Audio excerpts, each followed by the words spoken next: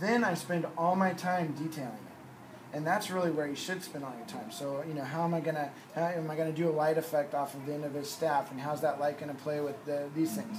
Instead of, how the heck do I paint the ball on the end of the staff to, I got it started. I could put crackle effects in it now. I can do all kinds of weird things. But I didn't have to worry about the initial airbrushing of the end of the staff. I just did it. And now I make it look really cool. So that's I think one of the really important things is just spending your time wisely. I still probably my two main contest entries this year will be that model and that model right there. And between the two of them, it's probably 200 or 300 hours worth of work when it'll all be said and done. But it'll be hopefully the right 200 or 300 hours worth of work. So that's really the key.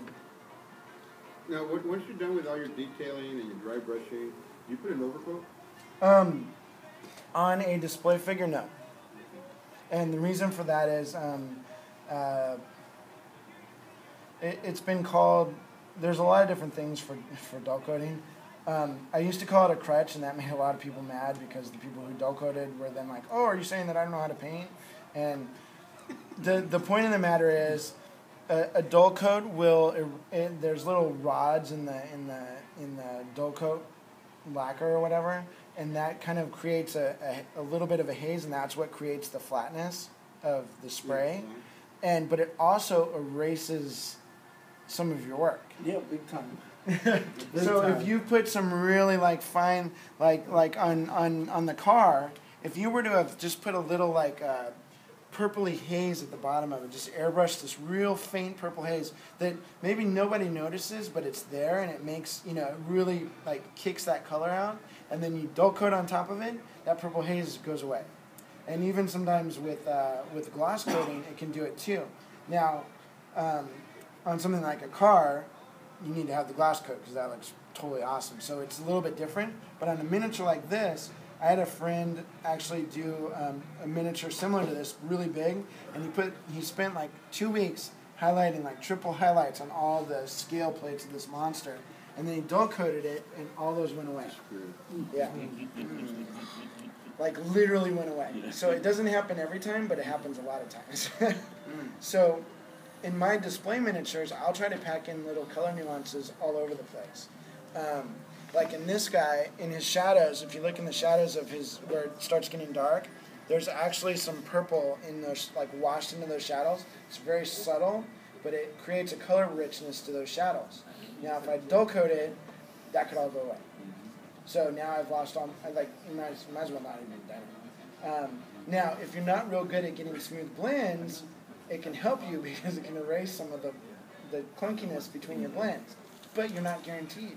I've had bad blends and dull coated, and it was just as bad of a blend. So it kind of is what it is. On display miniatures, I would not dull coat.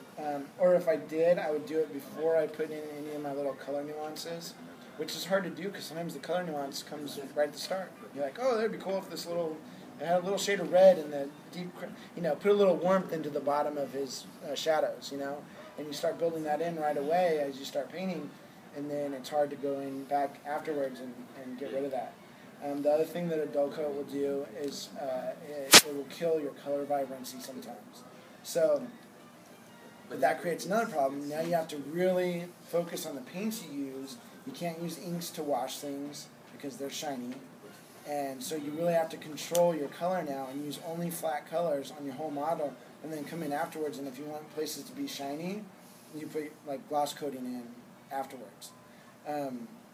One thing I'm kind of experimenting with right now is in shadows, putting a glossy finish in my shadows. Just a little bit, like a satin. And so that creates a contrast between the highlight areas are all flat and the shadow areas are a little bit glossy.